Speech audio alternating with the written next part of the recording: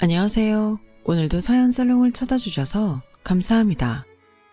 벌써 40 중반의 나이가 되어가는 여자입니다. 저는 나이는 많지만 결혼한 지 얼마 안 된 새댁이에요. 이 나이에 새댁이라고 제 입으로 말하는 것이 좀 민망하고 쑥스럽긴 한데 저에겐 남편과 결혼이 기적과도 같은 일이었기에 이렇게 사연을 써보게 되었어요. 저는 태어나면서부터 그리 환영받지 못하는 존재였어요. 순전히 딸이라는 이유로요. 세상에 제가 딸로 태어나고 싶어 그런 것이 아닌데 가족들은 마치 제가 원해서 딸이 되기라도 한 듯 저를 볼 때면 종종 이런 말씀을 하셨어요. 아휴, 너 같은 쓸모없는 계집애는 세고 셌는데 왜 하필 머스마가 아닌 거야? 분명 아들이라고 했는데 계집이면 차라리. 에휴. 지금은 상상할 수도 없는 말이지만 왜 옛날 어른들, 특히 할머니와 엄마를 비롯한 여자들이 더 그런 말을 많이 하는 걸까요? 물론 할아버지와 아버지도 제가 사내가 아닌 계집이기 때문에 못마땅해 하기는 마찬가지였어도 대놓고 상처 주고 멸시하던 건 늘 집안 여자 어른들이었어요. 저의 인생은 어리고 크고를 떠나 언제나 계집이라고 차별받고 갖은 멸시를 당하며 살아야 했는데 그 바탕에는 더 억울한 사연이 숨겨져 있었어요. 저희 집엔 제가 태어나기 전에 이미 언니만 4명이 있었고 엄마는 아들을 낳기 위해 정말 안 해본 짓이 없었다고 했는데 하필이면 저를 낳기 전에 용하다는 무당을 찾아간 것이 화근이었어요. 이번엔 분명히 아들이야. 방울 2개가 보여. 금줄 튼튼한 걸로 준비해. 정말요? 저 이번에 정말로 아들 낳을 수 있어요. 우리 산신령님을 못 믿는 거야. 분명 사내야. 이 말을 들은 저희 엄마는 마치 당장 아들을 낳기라도 한 듯 잔뜩 신이 나셨죠. 때마침 제가 들어서자 아들이라고 철석같이 믿었대요. 그런데 막상 낳고 보니 제가 기다리던 아들이 아닌 딸이었고 이번에는 분명 아들이라고 생각했기에 저희 엄마는 물론이고 온 집안 사람들이 충격을 받았대요. 그 역시 제 잘못은 아니었는데 저는 마치 큰 잘못을 하고 태어난 것처럼 집안의 천덕꾸러기가 되었어요. 그거 아니어도 서러운 일 많을 제 인생을 더욱 퍽퍽하게 만들었어요.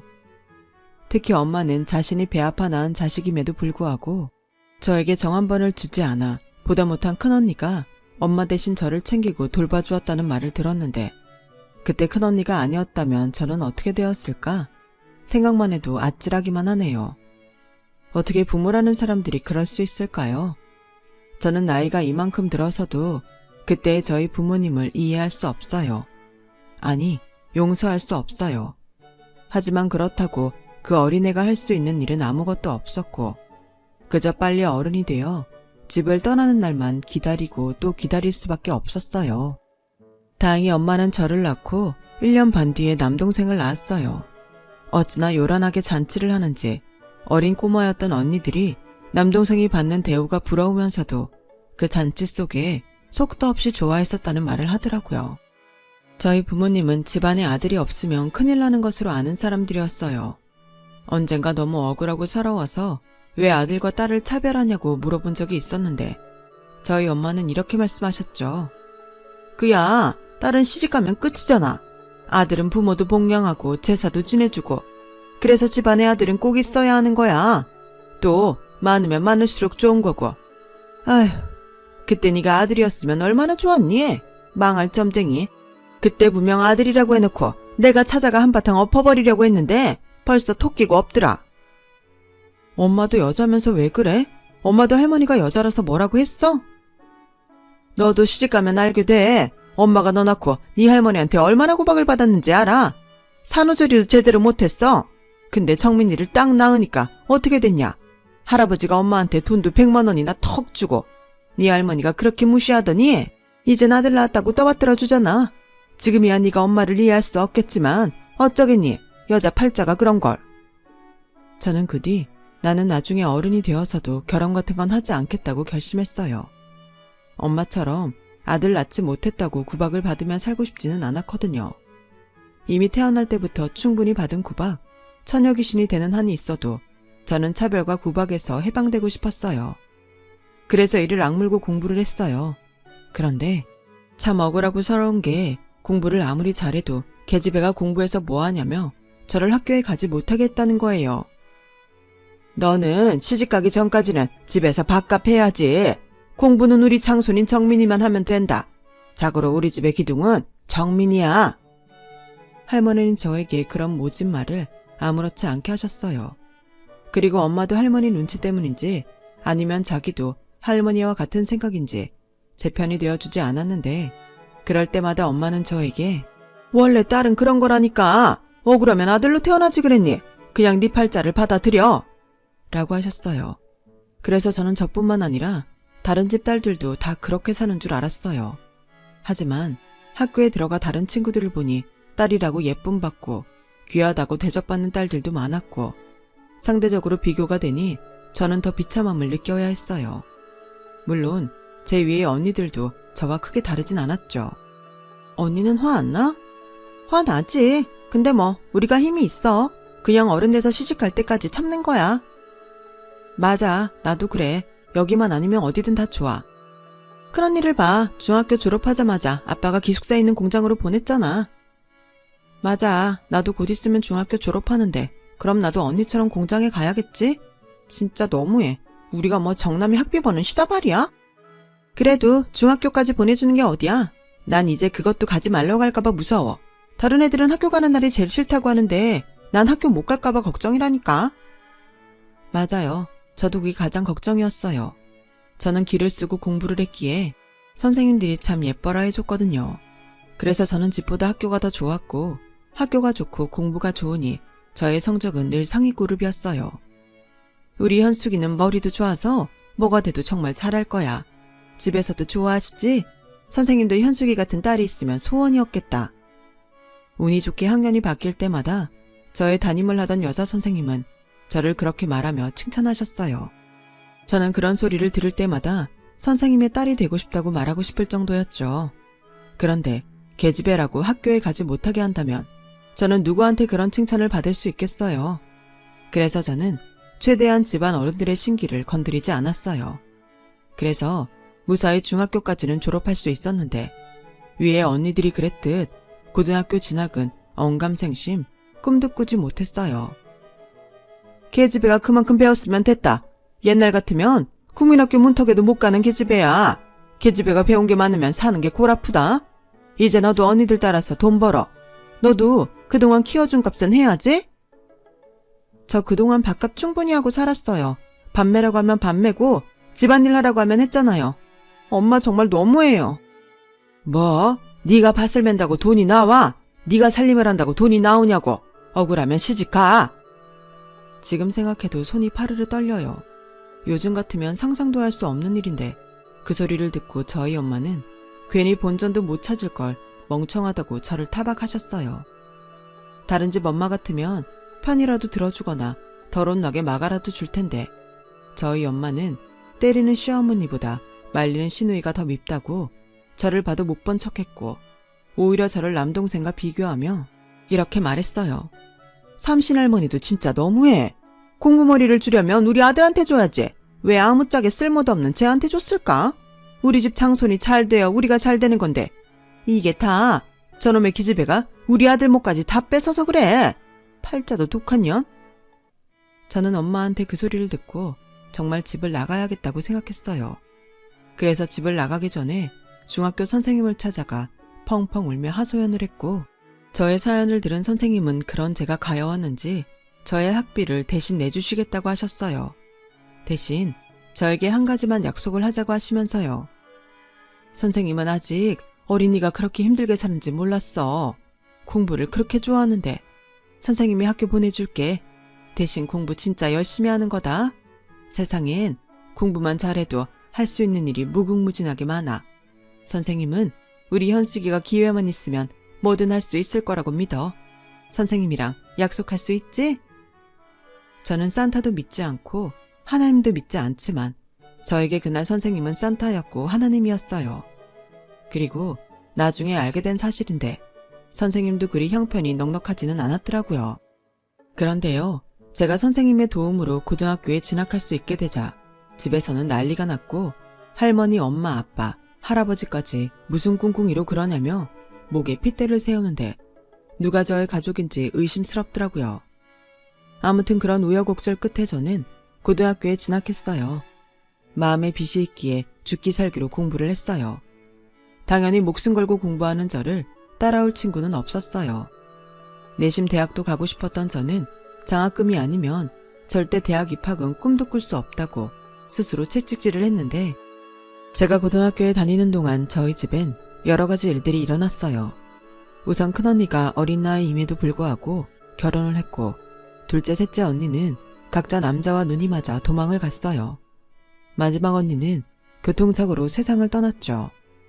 그리고 할머니와 할아버지가 3개월 차이로 돌아가셨고, 남동생은 공부를 지지리 못해 집에서 멀리 떨어진 이름도 생소한 고등학교에 겨우 입학을 시켰는데, 남동생한테는 미안하지만 저런 것도 아들이라고 싸고 두는 엄마 아빠, 참 한심스럽게 느껴졌죠. 그리고 할머니 할아버지가 돌아가시면 그래도 뭔가 달라지지 않을까 내심 기대했던 저는 더욱 집에 오만 정이 떨어지고 말았는데, 그건 저희 엄마 때문이었어요. 그때 알았어요. 엄마는 그동안 할머니 눈치를 보느라 저를 비롯한 딸들에게 그런 것이 아니었고, 오로지 자기가 낳은 아들이 잘 돼서 자기한테 효도하기만을 바랬던 것을요. 정민아, 너 요즘 왜 이렇게 공부를 안 해? 네가 잘 돼야지. 넌 우리 집의 기둥이고 희망인데. 엄마, 난 공부 싫어. 머리도 나쁘고 별로 대학 가고 싶은 마음도 없다니까. 그냥 막내 누나한테 공부하라고 해. 누나는 여자잖아. 누나가 공부를 해봤자 시집가면 그만이야. 네 누나가 잘 돼봤자 남 좋은 일 시켜주는 거라고. 그래도 누나는 엄마 아빠가 아니어도 도와주는 사람이 많잖아. 으휴, 속 터져. 그러니까 엄마가 이렇게 억울하지. 왜 같은 엄마한테서 태어났는데 너는 왜 그래? 분명 네가 안 해서 그렇지 머리는 좋을 거야. 정민아, 오늘부터라도 죽기 살기로 해. 그 소리를 방문 밖에서 듣던 저는 하마터면 박장대소를 할 뻔했어요. 저도 누나긴 하지만 제 동생은 공부하기엔 의지도 약하고 유혹에도 약했거든요. 그런 애한테 지금부터 죽기 살기로 하라니. 저는 그때부터 반드시 성공해서 엄마에게 내가 옳았다는 걸 보여줘야 한다는 마음을 가졌고, 동기부여가 확실하니 공부는 더욱 잘 되더라고요. 그런데 엄마도 그런 제 마음을 알았을까요? 제가 집에서 공부를 좀 하려고 하면 이거 해라 저거 해라 부려먹었죠. 제가 밤늦게까지 공부를 하면 무슨 전기가 그렇게 아까운지 꼭 큰 소리가 났어요. 아니, 돈 한 푼 못 벌어오는 게 어디서 전기를 펑펑 써. 이래서 집안에 암탉 울면 망한다는 거야. 너 그만 나대라. 책가방이고 교과서고 확 다 찢어버리기 전에. 네가 공부한다고 설치니까 네 동생이 마음을 못 잡는 거 아니야. 저는 그런 온갖 서름을 받으며 고등학교 졸업을 앞뒀어요. 나름 자신이 있어 대학 원서를 부모님 몰래 냈는데, 그래도 하늘만큼은 저의 편이었는지 저는 원하던 서울대에 들어갈 수 있게 되었어요. 하지만 전혀 생각하지 못한 문제가 있었으니 그건 등록금이 아닌 다른 돈이었죠. 저는 장학금만 받으면 다 되는 줄 알았는데 생각보다 대학을 간다는 건 돈이 많이 드는 일이더라고요. 그렇다고 여태 저를 도와준 선생님에게 또 도움을 바랄 수는 없는 노릇이고, 저는 난감할 수밖에 없었는데 결혼한 큰언니가 뜻밖의 저의 졸업식에 찾아왔어요. 아무도 제 졸업식에 오지 않을 거라고 생각했는데 언니는 어디서 알았는지 제 졸업식에 꽃다발을 들고 찾아와 주었고, 여태 저에게 학비를 대준 선생님도 함께 자리를 가졌는데, 언니가 먼저 저에게 돈 봉투를 건네주었어요. 이거 받아. 대학만 붙으면 뭐해? 가서 방도 없고 교재도 사려면 돈이 필요하잖아. 집에서 너한테 그런 돈을 해줄 리도 없고, 언니가 그동안 아무것도 못 해줬지만 이건 언니가 꼭 해주고 싶어서 모았어. 언니 고마워. 나 솔직히 걱정 많이 했어. 대학 붙었는데 돈 없어서 못 가는 거 아닌가 무서웠어. 언니, 나 이 은혜 꼭 갚을게. 진짜 꼭 갚을게. 나 진짜 언니 아니었음 어떻게 살아나 싶은데 언니가 나 여러 번 살려준다. 정말 고마워. 그리고 선생님, 정말 감사했습니다. 꼭 성공해서 그동안 도와주신 은혜 몇십 배로, 아니 몇백 배로 갚을게요. 두 사람 아니었으면 어떻게 살았을까 상상도 안 돼요. 현수가, 선생님이 너한테 바라는 건 딱 하나야. 네가 너의 재능을 펼치면서 행복하게 사는 거. 그거면 선생님은 충분해. 넌 내 제자잖아. 그것도 아주 대견하고 자랑스러운 제자. 세상에 이런 제자가 있는 선생님이 몇이나 되겠니? 오히려 선생님은 3년 동안 잘해준 네가 고마워. 저는 이렇게 또 도움을 받고 꿈에서 바라던 집을 나올 수 있게 됐어요. 제가 대학이 있는 서울로 가겠다고 하자 저희 엄마와 아빠는 저를 막으며 여태 키워준 값을 내놓을 거 아니면 갈 생각도 하지 말라고 하는데 이즈음 되니까 정말 이 사람들이 제 친부모가 맞는지 의심스럽더라고요. 저는 마치 도망치듯 집을 나왔어요. 그래서 가져온 짐은 옷가지랑 언니가 준 돈이 전부였고 저는 다시는 집에 돌아오지 않겠다는 마음으로 진정한 독립을 하게 되었어요. 비록 생활비를 벌어야 해서 아르바이트를 하며 공부하는 가난한 대학생이었지만 차별과 멸시가 없는 이 세상이 저는 천국과도 같았어요. 그리고 언니와 선생님에게 약속했듯 성공하기 위해 대학에 들어와서도 그 흔한 미팅도 하지 않고 또 공부에 열을 올렸는데 이런 저를 보고 같은 학과 동기들은 혀를 내둘렀어요. 넌 공부가 그렇게 좋아? 난 대학 오르고 평생 할 공부를 다 해서 이젠 하기 싫어. 이젠 캠퍼스 생활을 누려야지. 아까운 시절 다 간다. 저는 그런 말을 하는 친구에게 그냥 미소로 대답을 대신했어요. 저는 4년 동안 장학금을 받지 못하면 대학에 계속 다닐 수 있는 몸이 아닌데 그런 사정을 누가 알겠어요. 그렇다고 저 역시 자존심이 있으니 표내고 싶지 않았고요. 그렇게 저는 공부가 아니면 안 된다는 마음으로 4년을 살았어요. 비록 4년 동안 마음 한번 편히 놓고 살지 못했지만 그런 노력 덕에 저는 우수한 성적으로 대학을 졸업할 수 있게 되었고 교수님들도 저를 좋게 봐주셔서 꿈에 그리던 공기업에 추천을 받아 들어갈 수 있게 됐어요. 성적도 좋고 토익 점수도 좋고 교수님 추천서도 있었으니 그야말로 취업에는 저를 넘어설 자가 없었죠. 그런데요, 이즈음 저는 집 생각이 났어요. 당연히 그리움과 같은 그런 감정이 아니라 정반대로 당신들 도움 없이도 나는 이렇게 훌륭한 직장에 들어가 초봉부터 높은 연봉을 받게 되었다고 말하고 싶었거든요. 그래서 첫 월급을 받은 날 저는 금이 환영하듯 선물과 먹거리를 사들고 집으로 갔어요. 그리고 때마침 집에 놀러온 이웃 아주머니가 엄마와 함께 계셨는데 저를 보시고는 반가운 듯 호들갑을 떠시며 이렇게 말씀하셨어요. 어머, 누구야? 현숙이잖아. 너 서울대 갔다는 말은 들었는데 신수가 아주 훤해졌구나. 그래, 취직은 했니? 네, 저 공기업에 다니고 있어요. 어머나 세상에, 거기는 가고 싶다고 아무나 갈 수 있는 데가 아니잖아. 자기 정말 좋겠다. 맨날 재수하는 아들 생각하지 말고 이렇게 혼자 자라는 딸도 생각해. 얼마나 대견해. 대견하기는 무슨? 너 여기 왜 왔어? 좋은데 취직했다고 자랑하러 왔냐? 어머, 미숙 엄마 왜 그래? 오랜만에 딸이 엄마 보고 싶어서 왔는데. 나는 이만 가볼 테니까 좋은 시간 보내. 맛있는 것도 좀 해주고. 알았지? 무슨 개코 같은 소리야. 내 아들 입에 들어가는 것도 아닌데. 엄마, 오랜만에 본 딸한테 할 소리가 그것밖에 없어? 그래, 없다. 난 너 같은 계집이 성공하는 건 바라지도 않아. 어차피 넌 시집가면 남이잖아. 네가 우릴 모실 것도 아니고 우리 죽으면 제사를 치러줄 것도 아닌데 난 필요 없어. 혹시나 했는데 역시였네. 알겠어. 그리고 이왕 산 거니까 두고 갈게. 버리든지 먹든지 마음대로 해요. 야, 그래도 자랑질하러 집에 왔는데 이게 다야? 돈봉투 같은 건 없어? 돈봉투? 그래, 딸 자식이 집에 오면서 그런 것도 준비 안 한 거야? 그리고 원래 시집가기 전엔 돈 벌면 집에 따박따박 돈도 붙이는 거야. 네 언니들 공장에서 일하면서 다 그랬는데 너만 안 하려고? 내가 왜 돈을 보내야 하는데? 왜긴, 내가 너 세상 빛보게 해줬잖아. 누구 덕에 네가 그러고 사는데? 저는 어이가 없었어요. 그래서 말할 가치도 없는 것 같아서 집을 나서는데 엄마는 그런 제 뒤통수에 쐐기라도 박듯 말을 던지더군요. 계좌번호 보낼 테니까 다음 달부터는 돈 붙여라. 공기업인지 뭔지 그렇게 대단한 곳이면 돈은 많이 받겠네. 싫어. 절대 안 보낼 거야. 그거 보내봤자 고마워하지도 않을 거고 몽땅 정민이 밑으로 들어갈 텐데 내가 미쳤어? 욕심만큼 못돼 먹으냐. 넌 낳아주는 애를 이렇게 갚냐? 원에서 태어난 게 아닌데 엄마는 마치 큰 장사를 한 듯 저에게 돈돈거리셨어요. 뭐 대충 예상은 했어요. 그래도 이렇게 내가 잘 살고 있다는 것을 보여주고 싶었을 뿐이죠. 저는 그 후 스스로 고아라는 생각을 하며 살았어요.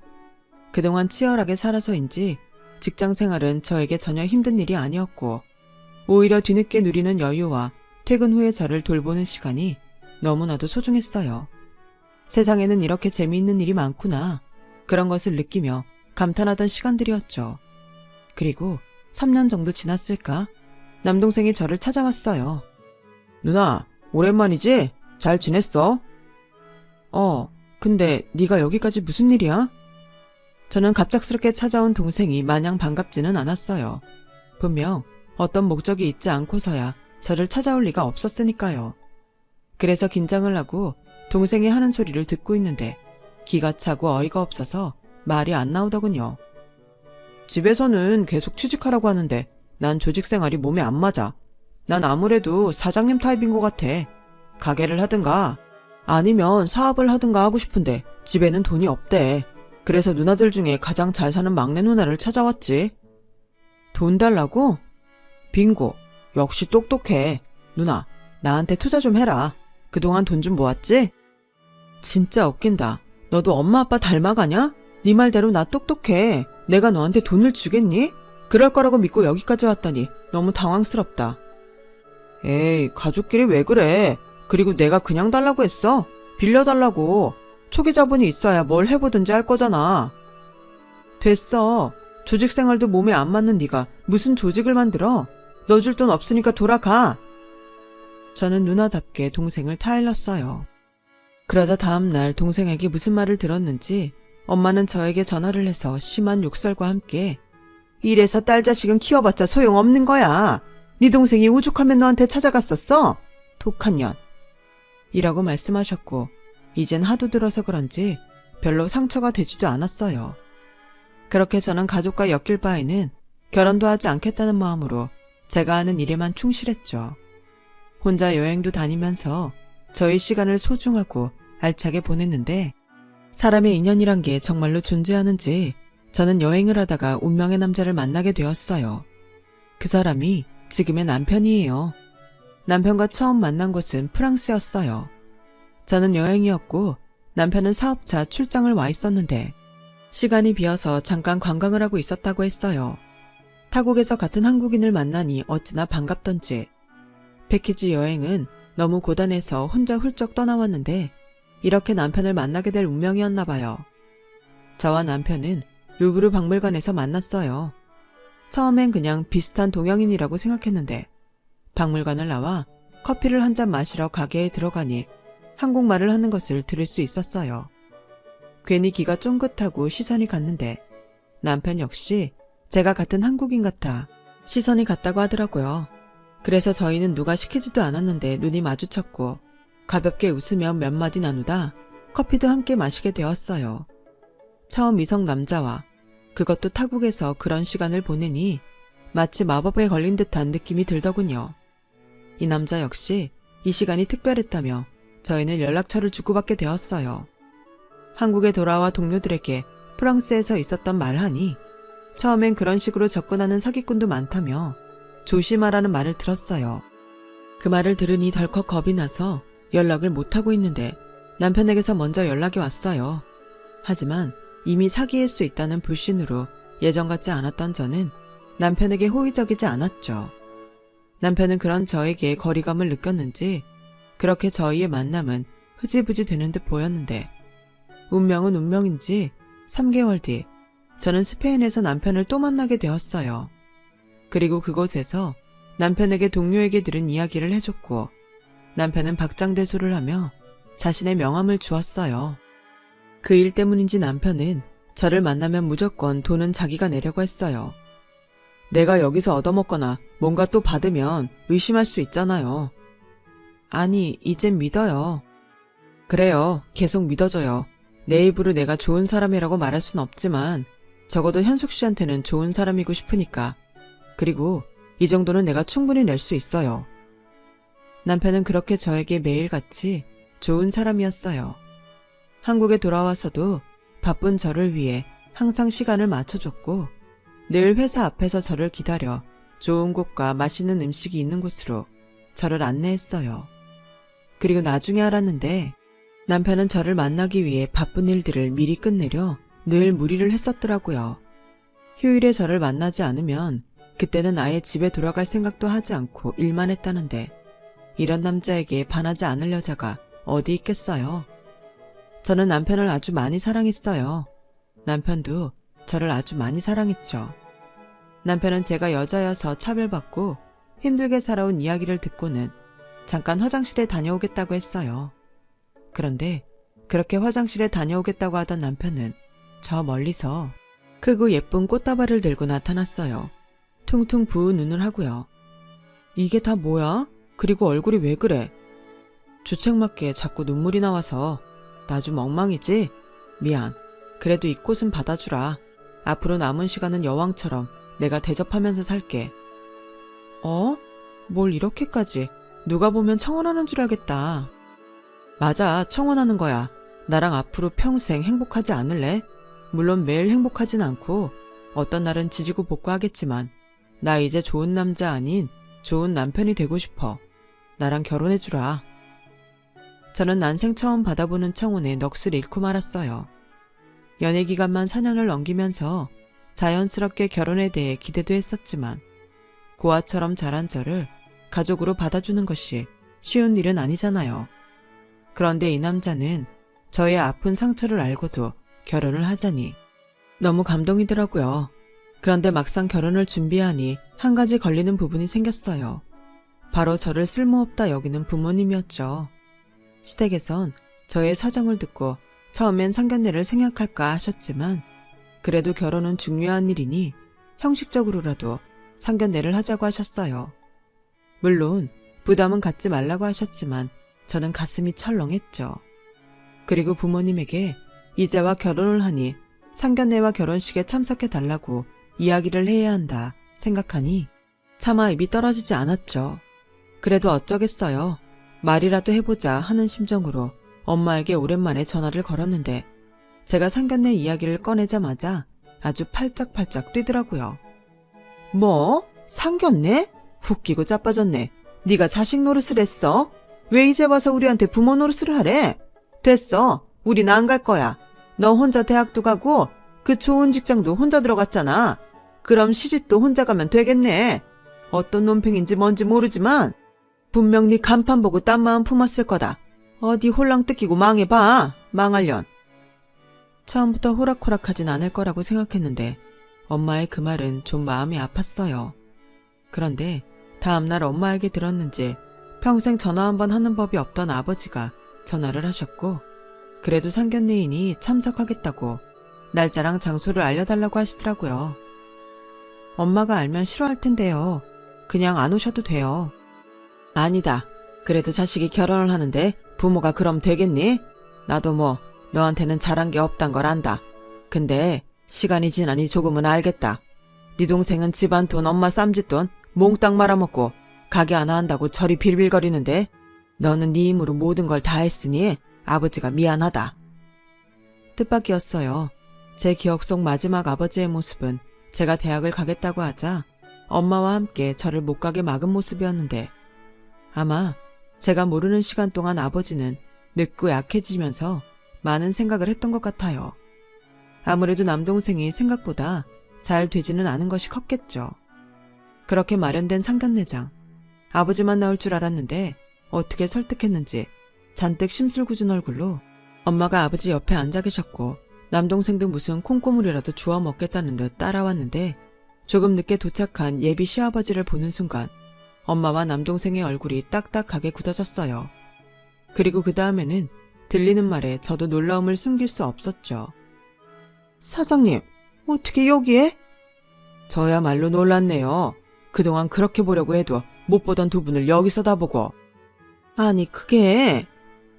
벌써 월세가 몇 달이 밀렸는지 아시죠? 이젠 까먹고 싶어도 까먹을 보증금이 없습니다. 이야기인즉 저희 예비 시아버지는 엄마가 계약하고 남동생이 운영하는 닭갈비집이 있는 건물에 건물 주셨어요. 그런데 불황이라 그런지 아니면 가게에 다른 문제가 있는지 장사는 영 시원치 않았고 매달 내야 하는 월세를 밀리다 보증금을 다 까먹어버려 도둑 장사를 하고 있었다는 거예요. 그게 일부러 그런 것이 아니고요. 요즘 경기가 워낙 안 좋다 보니까. 엄마는 시아버지를 비롯한 시댁 식구 앞에서 거의 엎드리듯 몸을 낮추고 쩔쩔맸어요. 근데 남동생은 그새 계산을 했는지 이렇게 말하더군요. 사장님, 저 한 번만 믿어주세요. 투자한다 생각하시고 기다려주시면 그 은혜 잊지 않겠습니다. 저도 이제 사장님의 가족이 되는 거잖아요.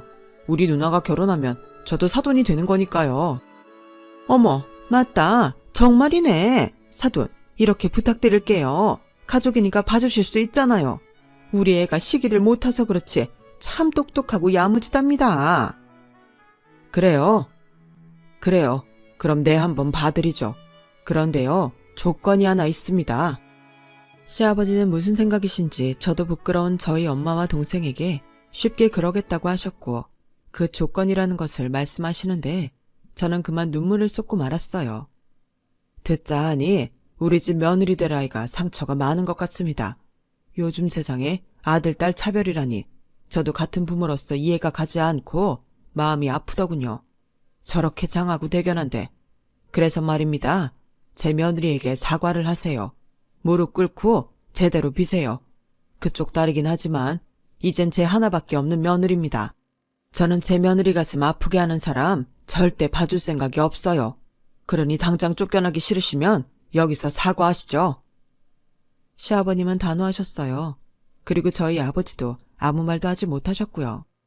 저희 엄마는 차마 자존심 때문에 시아버지가 하라는 대로 무릎 꿇지 못했지만 남동생은 이게 기회다 싶었는지 덜썩 무릎을 꿇었고 자존심 때문에 이러지도 저러지도 못하는 엄마에게 빨리 자기처럼 무릎을 꿇으라고 닥달을 하더군요. 뭐해, 빨리 꿇어. 사장님이 봐준다고 하시잖아. 누나, 내가 정말 잘못했어. 나 앞으로 평생 누나한테 충성하면서 살게.